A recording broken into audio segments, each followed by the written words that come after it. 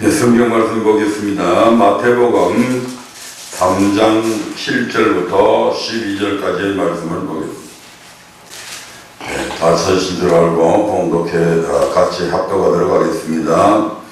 요한이 많은 바리새인과 사두개인이 세례를 베푸는데 오는 것을 보고 이르되 독사의 자식들아 누가 너희를 가르쳐 임박한 진노를 피하라 하느냐. 그러므로 회개하여 열매를 맺고 속으로 아브라함이 우리 조상이라고 생각지 말라. 내가 너희에게 이르노니 하나님이 너희 돌들로도 아브라함의 자손이 되게 하시리라. 이미 토끼가 나무에 눌렸더니 좋은 열매 맺지 아니하는 나무마다 지금 불에 던지리라. 나는 너희를 회개케 하기 위하여 물로 세례를 주거니와 내 뒤에 오시는 이는 나보다 능력이 많으시니 나는 그의 신을 덜 믿어 감당치 못하리라. 그는 성령과 불로 너희에게 세례를 주실 것이요 손에 피를 들고 자기의 사장마장을 정하게 하사 아이고와 꽃가루 드리고 죽은 이는 꺼지지 않는 불에 태우시리라.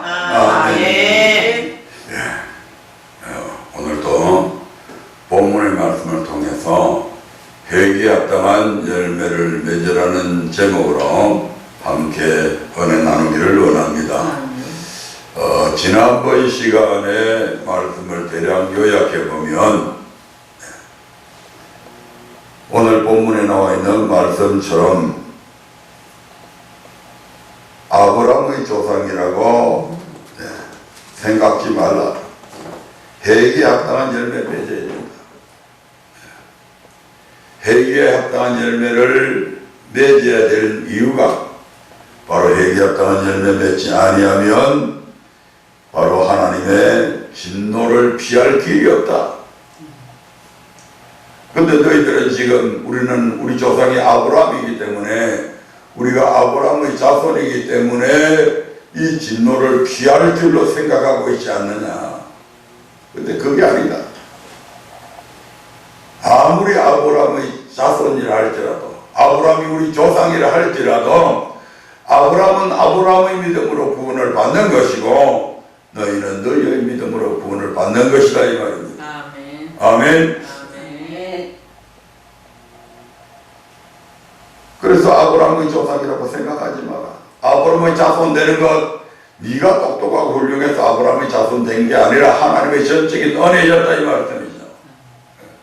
우리가 예수 믿고 구원받아서 하나님의 자녀가 된 것, 그래서 믿음의 조상이 아브라함이고 우리가 그 믿음의 후손으로서 살아가고 있지만 그렇다 할지라도 그렇게 예수 그리스도의 거룩하신 보혈의 피로 말미암아 너희가 아브라함의 자손이 되었다 할지라도 회개에 합당한 열매 맺지 아니하면 결단코 이 진노를 피할 길이 없다.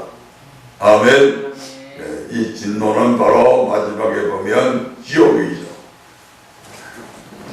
그래서 지금 세례요한이 내가 너희에게 나는 너희로 회개케 하기 위해서 물로 세례를 준다. 그래서 회개라고 하는 것은 메타노이아다. 메타노이아는 하나님의 말씀에서 벗어난 우리의 생각과 우리의 행동과 우리의 말이 돌이켜서 하나님의 말씀에 복종하는 것이다. 그것이 회개다 이렇게 말씀하고 있는 것이다. 그것이 회개에 합당한 열매라고 하는 것을 우리에게 교훈해 주셨습니다. 그래서 이 회개에 합당한 열매를 맺어야 되는데 어떻게 하면 회개에 합당한 열매를 더 잘 맺을 수 있을까 하는 부분에서 말씀을 거쳤습니다. 그래서 오늘 이 시간에는 회개에 합당한 열매를 더 잘 맺으려면 어떻게 해야 되는가 라고 하는 부분에 집중해서 말씀을 나누기를 원합니다.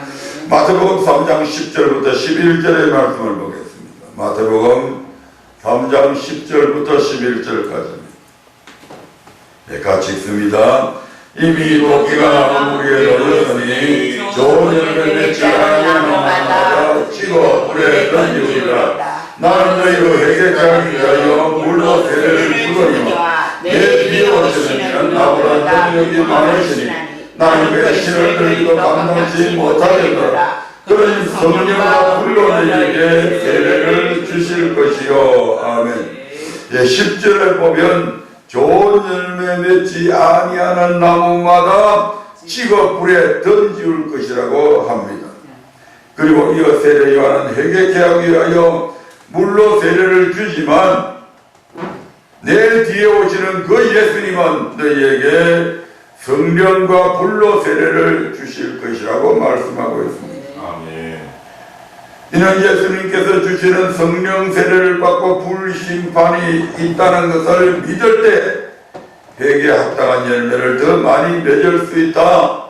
다른 말로 성령 세례 받고 불심판이 있다는 것을 믿을 때에 율법, 규례와 법도 언약에 순종하는 삶을 더 잘 살 수 있다는 의미입니다. 아멘. 과연 그런지 성경을 보며 확인해 보도록 하겠습니다. 성령 세례를 받는 것과 회개에 합당한 열매를 맺는 것은 어떤 상관관계가 있을까요?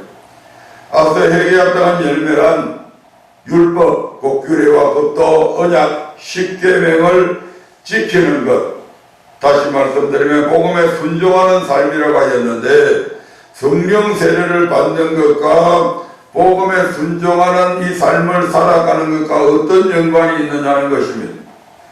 또한 우리가 순종해야 하는 율법과 복음은 무엇일까? 이런 부분을 한번 살펴보겠습니다. 우리가 순종해야 하는 율법, 곧 복음은 무엇일까?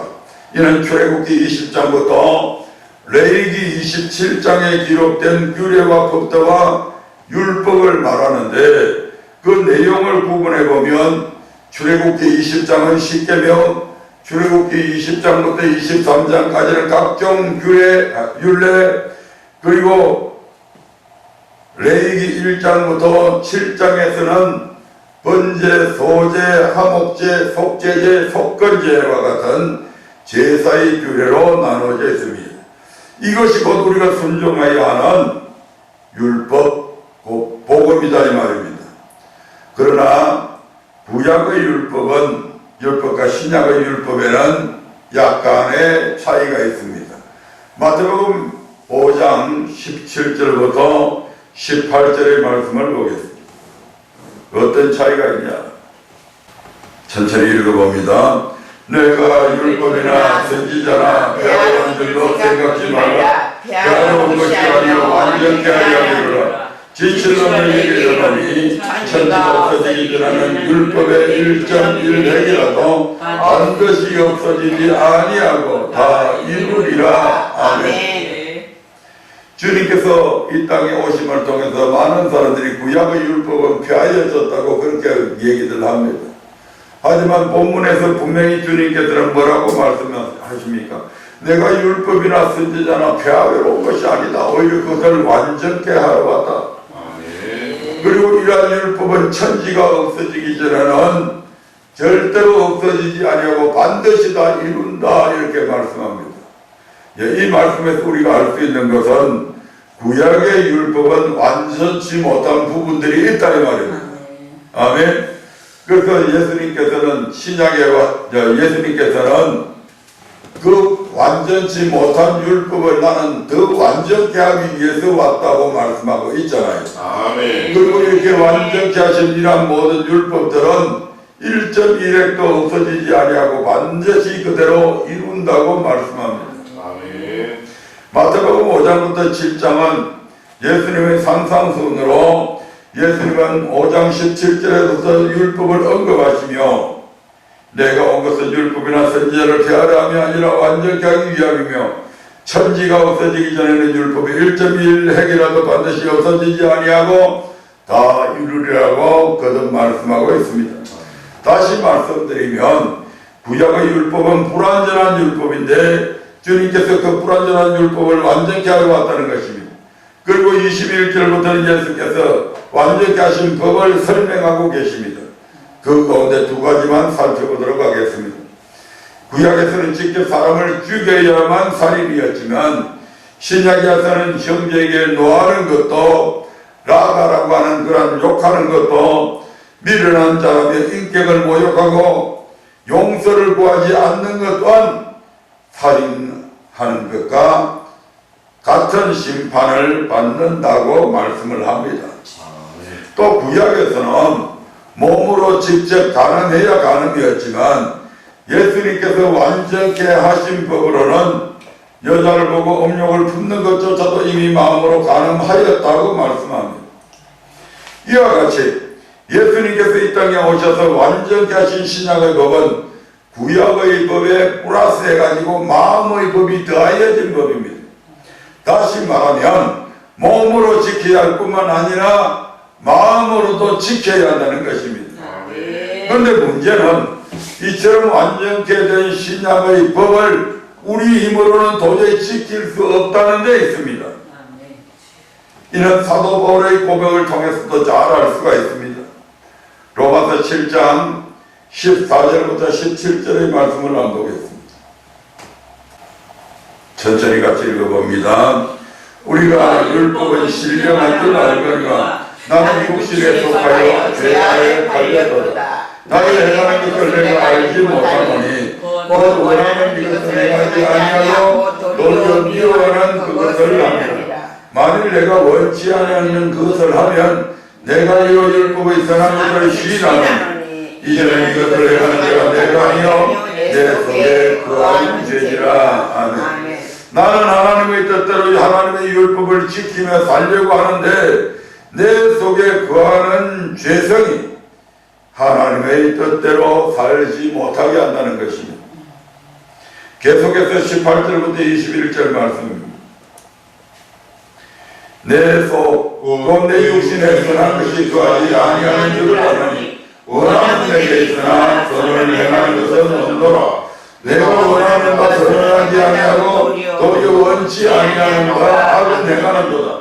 만일 내가 원치 아니하는 것을 하면 이를 행하는 자가 내가 아니요 내 속에 거하는 죄니라. 그러므로 내가 한 법을 깨달았노니 곧 선을 행하기 원하는 나에게 악이 함께 있는 것이로다. 아멘. 내 속 사람은 선을 행하려 하지만 내 속에 거하는 죄성이 도리어 악을 행하게 한다고 말씀합니다. 하나님의 법, 즉 율법들을 행하여 회개합당한 열매를 맺으려고 내가 열심히 노력은 하지만 내 속에 거하는 죄가 그 열매를 맺지 못하게 한다는 것입니다. 다시 21절 말씀부터 보겠습니다. 21절부터 23절의 말씀을 봅니다. 그러므로 내가 한 법을 깨달았노니 곧 선을 행하기 원하는 나에게 악이 함께 있는 것이로다.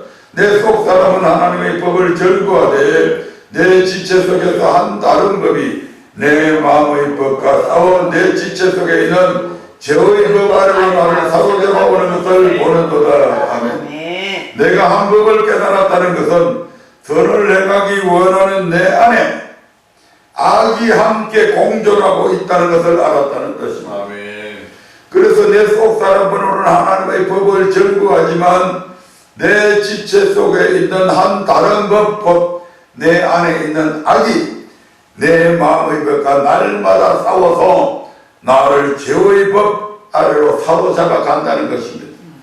그래서 사도 바울은 이렇게 탄식하며 고백합니다. 7장 24절을 보겠습니다. 오라 나는 공고한 사람이로다. 이 사망의 몸에서 누가 나를 건져내랴. 오라 공고하다 괴롭다.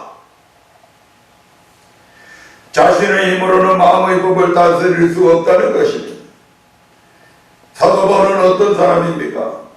그는 스스로를 율법의 여로는 흠이 없는 자라고 할 만큼 구약의 율법과 끝의 법을 모두 지켰던 그런 사람입니다.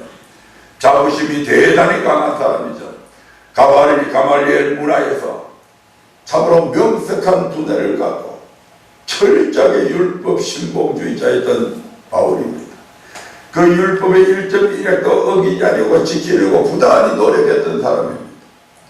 그러나 예수님이 주신 신약의 법, 곧 오의 법은 자신의 힘으로는 도저히 지킬 수 없음을 깨닫고 이처럼 탄식하고 있는 것입니다.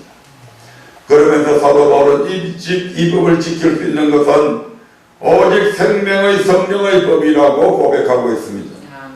로마서 8장 1절 2절입니다.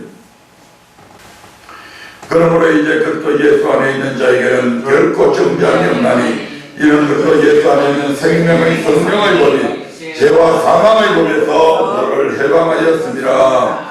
그래서 예수 안에 있는 자에게 결코 정죄함이 없는 이유는 생명의 성령의 법이 죄와 사망의 법에서 우리를 해방하였기 때문이라고 합니다. 3절 4절 봅니다. 율법이 육신으로 말미암아 연약하여 알 수 없는 그것을 하나님은 하시나니 곧 죄를 인하여 자기들을 죄 있는 육신의 모양으로 보내어 육신의 죄를 정하사 육신을 쫓지 않고 그 영을 쫓아야 하는 우리에게 율법의 요구를 이루어지게 하려 하심이니라. 아멘.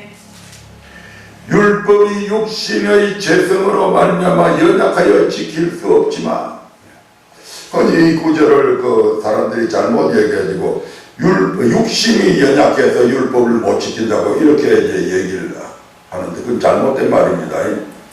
육신이 연약해서 율법을 못 지키는 것이 아니고 율법이 육신 때문에 연약해갖고 못 지킨다 이 말입니다. 율법이 지켜 행하라, 순종해라, 복종해라 하는 이런 명령을 하는데 그 명령만으로서는 우리의 육신의 정욕, 육신의 소욕들이 너무너무 강해가지고 이 율법이 도대체 이 육신의 그런 정욕들을 이겨내지 못한다 이 말입니다. 무슨 말인지 이해가 되시죠? 육신이 연약해서 못 지키는 것이 아니고 율법 자체만으로서는 이 율법의 정욕을 깨트리면서 지켜낼 수 있는 이 육신의 정욕을 정복할 수 있는 힘 자체가 없다 이 말입니다. 그만큼 연약하다 이 말입니다. 그래서 할 수 없는 이것을 누가 하신다고요? 하나님께서 역사하시면 된다 이 말이죠. 아멘. 그래서 하나님께서는 어떻게 역사하셨는가? 죄를 인해서 자기 아들을 죄 있는 육신의 모양으로 보내서 예수님께 우리의 모든 죄를 전가시켜서 십자가에 달려 죽으셨습니다. 그래서 우리를 뭐로부터 구원하셨다? 죄로. 아담의 원죄로부터 우리를 구원해내셨잖아요. 아멘. 다시 말씀드리면 우리로 하여금 율법을 지킬 수 있는 힘을 공급해 주셨다 이 말입니다. 예수님께 육신의 죄를 물어가지고 예수님께 그 모든 죄를 전가시킴을 통해서 우리가 이제 원죄에서 벗어난 거예요. 그 벌비 전까지는 계속해서 마귀 새끼한테 끌려다녔잖아요. 이제는 너희가 하나님의 자녀가 돼도 끌려다닐 필요 없다 이 말입니다. 하나님의 자녀가 되기 때문에 마귀의 어떤 저주나 이런 협박에 놀아날 필요가 없다 이 말입니다. 그래서 이제는 당당하게 하나님의 자녀로서 이런 마귀의 세력과 대적에 나갈 수 있는 그런 우리가 되었다 이 말입니다. 아멘. 예, 그래서 육신의 죄를 정하사 육신을 쫓지 않고 그 영을 쫓아가는 우리에게 율법의 요구를 이루어지게 하려 하십니다. 율법의 요구가 뭡니까? 해라 하지 말아라고 하잖아요. 그렇게 해라고 하는 말씀에 순종하고 하지 말라고 하는 말씀에 절제할 수 있는 힘을 공급받았다 이 말입니다. 아멘. 뿐만 아니라 육신을 쫓지 않고 그 영을 쫓아가는 우리에게 율법의 요구를 이루어지게 하시기 위해서 우리 하나님께서 우리에게 뭘 또 주셨다고요? 성령을 주셨습니다. 아멘. 예수님께서 내가 가면 나보다 더 좋은 보혜사를 너에게 보내겠다고 약속하셨잖아요. 그래서 그 예수님께서 십자가에서 죽으심으로 우리의 죄성, 우리의 아담의 원죄를 멸하시고 뿐만 아니고 그분께서 성천하셔서 누구를 보혜사 성령을 우리 가운데 보내주셨잖아요. 아멘. 그래서 이제는 이 성령의 역사, 성령 하나님을 통해서 우리가 이러한 율법을, 속의법을 지킬 수 있는 그런 자로 살아갈 수 있다 이 말입니다. 아멘. 성령 세례를 받고 성령의 도우심을 받을 때 우리는 하나님의 말씀대로 또 순종하며 살 수 있습니다. 다시 말하면 회개합당한 열매를 더 많이 맺을 수 있다는 것입니다. 그래서 예수님은 이 성령을 진리의 성령이라 하셨습니다. 요한복음 16장 13절을 보겠습니다. 같이 읽어봅니다. 그러나 진리의 성령이 오시면 그가 너희를 모든 진리 가운데로 인도하시리니 그가 자기가 말하지 않고 오직 듣는 것을 말하시며 장래 일을 너희에게 알리시리라. 아멘. 진리의 성령이 오시면 그가 우리를 모든 어디로 진리 가운데로 인도하신다. 진리 가운데로 인도하셔서 진리가 그 진리의 말씀 하나님의 말씀을 통해서 우리에게 구원하실 뿐만 아니라 그렇게 살아갈 수 있도록 한 인도에 가신다 이 말입니다. 즉 진리의 영이신 성령께서 우리를 하여 하나님의 말씀대로 살 수 있도록 도와주시고 인도에 가신다는 것입니다. 그러므로 회개에 따른 열매를 더욱 많이 맺기 위해서는 성령으로 세례를 받아야 합니다. 저와 여러분들은 이미 성령 세례 받았습니다. 그러므로 우리는 뭐 받아야 된다? 성령의 충만함을 받아야 됩니다. 아멘. 그래서 우리는 성령 세례 받기 위해서 기도하는 것이 아니고 성령 충만 받기 위해서 더 기도해야 된다 이 말입니다. 아멘. 그리고 그 성령 충만은 바로 기도를 통해서 성령 충만 받을 수 있습니다. 아멘. 네, 회개에 따른 열매를 맺기 위해 즉 하나님의 율법 규례하고 또 언약 10계명을 지키고 복음에 순종하는 삶을 살기 위해 기도함으로써 항상 성령 충만하시기를 주님의 이름으로 부탁을 드립니다. 네, 두 번째로 어떻게 하면 회개에 따른 열매를 더 맺을 수 있는가? 바로 불세례, 그 불심판이 있다는 것을 믿어야 회개에 따른 열매를 더 많이 맺을 수 있습니다. 마태복음 3장 11절의 불세례는 무엇을 의미할까요? 간혹 사도행전 2장에서 오순절 마가의 다락방에 성령이 임할 때 뭐처럼 임했다? 불의 해같이 갈라지는 것이 각 사람이 임하였다고 해가지고 그런 말씀이 있거든요. 그래서 이 불세례는 성령 세례다 이렇게 오해하고 있는 사람들이 있습니다. 불세례와 성령 세례는 다릅니다. 단지 성령 세례를 받을 때에 불의 해 같은 그런 형상으로 임했다고 하는 것이지 그게 불세례가 아니다 이 말입니다. 그러므로 불세례는 성령 세례를 의미하는 것이 아닙니다. 이 불세례에 있어서 이어지는 마태복음 3장 11절부터 12절을 보면 명확하게 알 수가 있습니다. 마태복음 3장 11절부터 12절을 봅니다. 시작. 나는 너희로 회개케 하기 위하여 불로 세례를 주거니와 내 뒤에 오시는 이는 나보다 능력이 많으시니 나는 그의 신을 들기도 감당치 못하겠노라. 그는 성령과 불로 너희에게 세례를 주실 것이요 손에 키를 들고 자기의 타작마당을 정하게 하사 알고 보면 겉가래 드리고 쭉정이는 꺼지지 않는 불에 태우시리라. 아멘. 세례요한 11절에서 예수님께서 성령과 불로 세례를 주실 것이라고 말한 후에 12절에서는 손에 키를 들고 자기의 타작마당을 정하게 해서 타작한다 이 말입니다.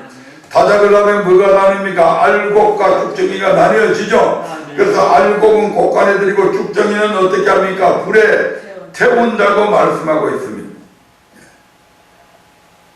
요즘에는 거의 타작하는 것을 보지 못하는데 우리 어릴 때만 해도 보리 농사 짓고 나면 보리고름을 보리단을 짊어지면 그 보리 쭉 나온 그게 가시가 막 덩어리 속에 들어가고 얼마나 가렵든지 그래갖고 보리를 딱 이제 둥그렇게 해가지고 쌓아놓으면 타작기를 가지고 이제 그 보리를 추수하죠. 보리를 넣으면 그냥 보리가 알곡과 쭉정이는 저리 멀리 날아가고 그 보리단들 속에서 막 숨바꼭질도 하고 막 어릴 때 그런 일들을 많이 했는데 그래서 이제 그 알곡은 모아가지고 자루 속에 넣어서 집으로 가져가고 죽정에는 뭐 자루 속에 넣을 것도 없지요. 그냥 쌓여있는 그대로 해가지고 나중에 불을 질러버립니다. 그렇게 해서 다시 태우고 태운 것은 재가 되어서 다시 이제 밭에 걸음으로 쓰죠. 이것은 장차 예수님께서 재림하실 때에도 알곡과 쭉정이를 분별하시는 불심판을 말하는데, 불세례는 바로 이 불심판을 의미하는 것입니다. 또한 사도 베드로는 베드로후서를 통해서 예수님께서 재림하실 그때에는 세상을 불로 심판하실 것이라고 말씀합니다. 베드로후서 3장 4절부터 7절의 말씀입니다. 같이 합독합니다. 가로되 주의 강림하신다는 약속이 어디 있느냐? 조상들이 자기 후로부터 만물이 처음 창조할 때 같이 그냥 있다니, 이는 하늘이 예적부터 있는 것과 땅이 물에서 나와 물로 성립한 것도 하나님의 말씀으로 된 것을 저희가 불러 이전에 하리로다. 이로 말미암아 그때 세상은 물의 넘침으로 멸망하였으되 이제 하늘과 땅은 그 동일한 말씀으로 불사르기 위하여 간수하신 바 되어 경건치 아니한 사람들의 심판과 멸망의 날까지 보존하여 주신 것이라. 아멘. 노아 당시에 하나님께서 물로 세상을 심판을 하시죠. 그 심판을 해서 모든 세상이 물에 잠겨버립니다. 그래서 그때 세상은 물의 넘침으로 멸망했다, 지금 이렇게 말씀하고 있는 것입니다. 그러고 나서 그때 이후로 하나님께서 내가 다시는 물로 세상을 심판하지 않겠다 말씀하셨는데, 이 말씀으로 심판이 없다는 얘기가 아니고, 베드로후서에 보면 하나님께서는 무엇으로 이제는 심판한다? 물로 심판하지는 않지만 이제는 불로 심판할 것을 말씀하고 있습니다. 초림의 예수님은 이 땅에 성령 세례를 주시기 위해서 오셨습니다. 그러나 재림의 예수님은 이 말씀처럼 불 세례를 주기 위해, 다시 말씀드리면 세상을 불로 심판하시기 위해 오신다는 것입니다. 이 불심판을 가리켜서 지금 세례요한은 불세례라고 하고 있는 것입니다. 그러면 하나님의 심판과 회개합당한 열매를 맺는 것은 어떤 영광이 있을까요? 한마디로 하나님의 심판이 있음을 알면 우리의 삶이 회개합당한 삶으로 바뀌게 된다는 것입니다. 성경에 보면 심판이 있음을 알고 삶이 바뀐 인물들이 몇 명 나옵니다. 아멘. 가장 먼저는 창세기 5장의 아담의 7세손 에녹입니다. 에녹은 65세에 머두셀라를 낳고 그 이후부터 하나님과 300년 동안을 동행하였다고 그렇게 기록을 하고 있습니다. 창세기 5장 22절부터 24절의 말씀을 보면 같이 읽어봅니다. 머두셀라를 낳은 후 300년을 하나님과 동행하며 자녀를 낳았으며 그가 365세를 향수하였더라. 에녹이 하나님과 동행하더니 하나님이 그를 데려가심으로 세상에 있지 아니하였더라. 아멘. 그가 머두셀라를 낳은 후부터 하나님과 동행하는 삶을 산 이유가 무엇일까요? 그럼 65세까지는 머두셀라를 낳기 전까지는 이 에녹은 하나님과 동행했습니까? 안 했습니까? 안 했다는 얘기잖아요. 근데 갑자기 머두셀라를 딱 낳고 난 이후부터 이 에녹이 그때부터 하나님을 기쁘시게 하는 삶을 살아가므로 하나님과 동행하는 삶을, 그것도 자명하지 몇 년 동안? 300년 동안 살았다고 합니다. 여기는 분명 무슨 이유가 있을 거잖아요. 아니 갑자기 사람이 그렇게 바뀔 수가 없잖아요. 바뀌면 바뀌는 이유가 있다 이 말입니다. 그것은 바로 그가 머두셀라를 낳게 되었을 때 하나님께서 그 에녹이 낳은 아들의 이름을 머두셀라라고 지어줍니다. 아멘. 이 머두셀라를 통해 하나님의 심판이 있음을 알았기 때문입니다. 아멘. 이 머두셀라라고 하는 이름의 뜻은 참 잡은 자, 이런 뜻을 가지고 있습니다. 고대 사회에 있어서 이는 불악의 수호자여 그 마을을 지키는 자를 의미합니다. 이 참 잡은 자 머두셀라가 죽게 되는 날 하나님의 뭐가 있다? 심판이 있다고 하는 사실을 하나님께서 알게 해주신 것입니다. 아멘. 그래서 이 참 잡은 자가 죽으면 그 마을은 적의 공격을 받아서 멸망하게 되는 것과 마찬가지로 에녹은 모두셀라를 낳은 그가 죽으면 이처럼 하나님의 심판이 있을 것을 깨달았기에 그때부터 야, 내가 이렇게 살아서는 안 되겠구나 해서 하나님과 동행하는 삶을 산 것입니다. 그렇다면 정말 모두셀라가 죽은 후에 하나님께서 세상을 심판하셨을까요? 이걸 우리가 확인해 봐야 되잖아요. 만약에 모두셀라가 죽었는데도 불구하고 하나님께서 심판을 하시지 않았다든지 또 더 늦게 심판을 했다든지 더 일찍 심판을 했다든지 그렇게 하면 하나님의 말씀은 믿을 말씀이 못 되잖아요. 그저 그런 식으로 한번 추측을 해서 때려봤는데 다행히 맞았다.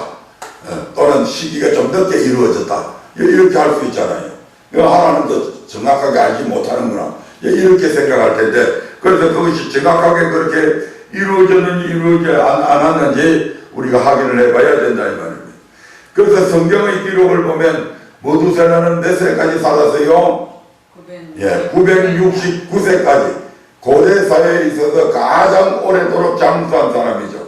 그런데 이 모두셀라가 969세가 되던 해에 노아의 나이가 몇 세였다고요? 600세였다. 아멘. 모두셀라가 중간 969년의 그 해가 바로 노아가 600세 되던 해입니다. 그 해에 무슨 일이 있었습니까? 대홍수의 사건이 발생하게 되잖아요. 그래서 바로 모두셀라가 죽는 해에 홍수 심판이 있었다고 하는 것을 창세기 7장 6절에서 증거하고 있습니다. 이와 같이 심판이 있다는 것을 알게 되면 삶을 돌이키게 되어 있다는 것입니다. 또한 다른 예가 있죠. 바로 다윗의 아들 솔로몬도 마찬가지입니다. 솔로몬은 어떤 사람입니까? 그는 다윗의 뒤를 이은 이스라엘의 왕입니다. 그는 일천거절을 통해 하나님의 마음을 감동시키므로 하나님께서 하나님으로부터 전무후무한 지혜를 받을 뿐만 아니라 부와 명예까지도 얻게 됩니다. 그러나 그는 하나님을 섬기기보다 세상을 사랑했습니다. 아멘. 그래서 이방 여인들을 아내로 취해서 우상을 숭배하게 되었고 세상의 쾌락이라는 쾌락은 다 누려보았을 정도로 세상에 취해 있었습니다. 그런 그가 어떻게 변화되었습니까? 그 변화시키는 계기가 있었다 이 말입니다. 전도서 1장 1절부터 2절의 말씀을 한번 보겠습니다. 전도서 1장 1절 2절입니다. 시작. 다윗의 아들 예루살렘 왕 전도자의 말씀이라. 전도자가 가로되 헛되고 헛되며 헛되고 헛되니 모든 것이 헛되도다. 아멘. 다윗의 아들 예루살렘의 왕 전도자가 누구입니까? 바로 솔로몬입니다. 그가 어느 날 전도자가 되어서 그의 깨달음을 기록한 책이 바로 무슨 책이라고요? 전도서입니다. 그의 첫 고백이 무엇입니까? 방금 읽었던 것처럼 헛되고 헛되며 헛되고 헛되니 모든 것이 헛되다고 하는 고백입니다. 그는 갑자기 허무주의가 되어서 이런 고백을 한 것이 아닙니다. 솔로몬은 자신이 사랑하고 즐기는 세상의 모든 것이 헛되다는 것을 깨달았던 것입니다. 그는 어떻게 이러한 깨달음을 얻게 되었을까요? 전도서 3장 1절부터 3절의 말씀을 보겠습니다. 어느 날 솔로몬이 여러 가지 생각을 하던 중에 이러한 것을 깨닫게 됩니다. 같이 읽어봅니다. 천하에 은사가 필연이 있고 모든 목적이 이룰 때가 있으니 날 때가 있고 죽을 때가 있으며 심을 때가 있고 심은 것을 뽑을 때가 있으며 죽일 때가 있고 치료시킬 때가 있으며 벌 때가 있고 세울 때가 있으며 아멘. 아, 내가 영원히 사는 것이 아니구나. 내 백성 중에 어떤 이들이 이렇게 죽었구나. 그렇게 주변을 쭉 살펴보니까 죽지 않는 사람이 하나도 없더라 이 말입니다. 젊을 때는 모든 것을 다 할 수 있을 것처럼 혈기왕성하게 움직이지만 보니까 나이가 늙어가고 늙어가니까 그 기력이 쇠약해지고 그래서 다 죽더라 이 말입니다. 우리 아버지도 젊을 때는 훌륭한 장군이었지만 그러나 결국 아무리 장군이었던 우리 아버지 다윗도 결국 죽더라 이 말입니다. 아하!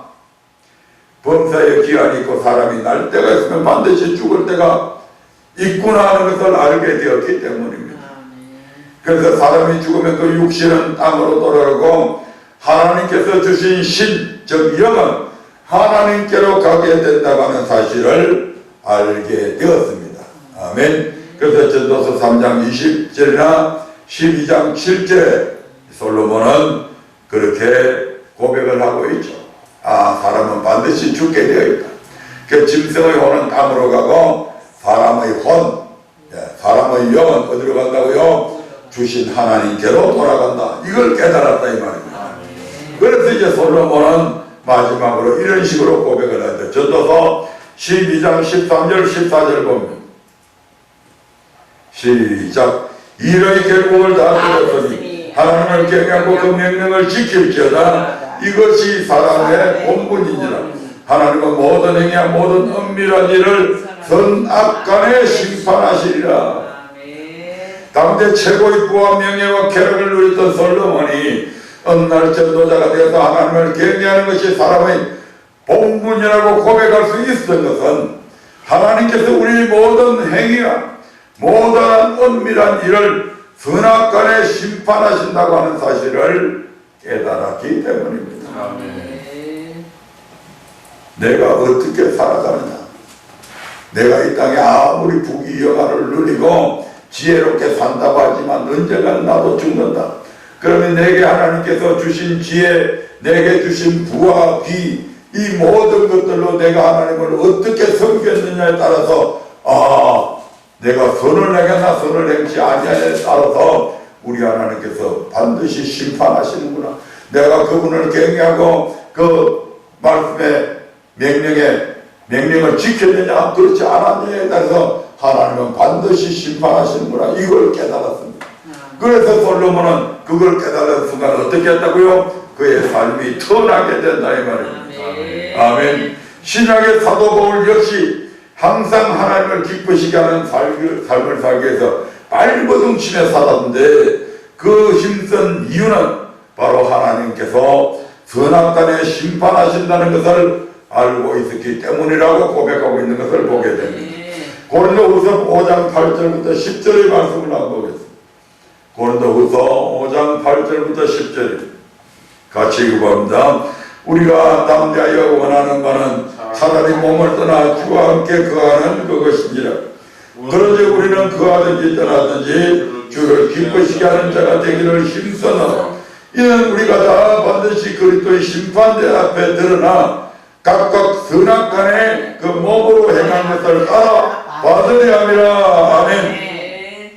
내가 주님을 위해서 기쁘게 하는 자가 되기 위해서 돌에 맞기도 하고 죽을 고비를 몇 번을 넘기고 엄청난 핍박을 받고 40대에서 하나 가만 39대의 태장을 3번이나 맞고 내가 헐벗고 굶주리고 그렇게 살았던, 그렇게 하는 것이 하나님을 기쁘시게 하는 삶이었기 때문에 그렇게 살았는데, 그렇게 산 이유가 뭔지 아냐? 우리가 죽고 나면 반드시 그리스도의 심판대 앞에 서게 된다. 그때 섰을 때에 심판대 앞에서 네가 선을 행했나 악을 행했나, 바울 네가 선을 행했나 악을 행했나, 내 말에 순종했나 순종하지 않았나에 따라서 심판하신다고 하는 사실을 알았기 때문에 바울은 그토록 엄청난 고난 속에서도 말씀에 선을 행하는 삶을 살았다 이 말입니다. 아멘. 이와 같은 성경 인물들을 통해서도 알 수 있듯이 하나님의 심판이 있음을 알고 믿는다면 우리의 삶 또한 에녹처럼 솔로몬처럼 사도 바울처럼 하나님의 말씀 안으로 들어갈 수밖에 없을 것입니다. 오늘 인생이 내가 잠시 후에 차를 가다가 다른 차고 사고가 난다는 걸 안다면 그 시간에 차 운행하겠어요?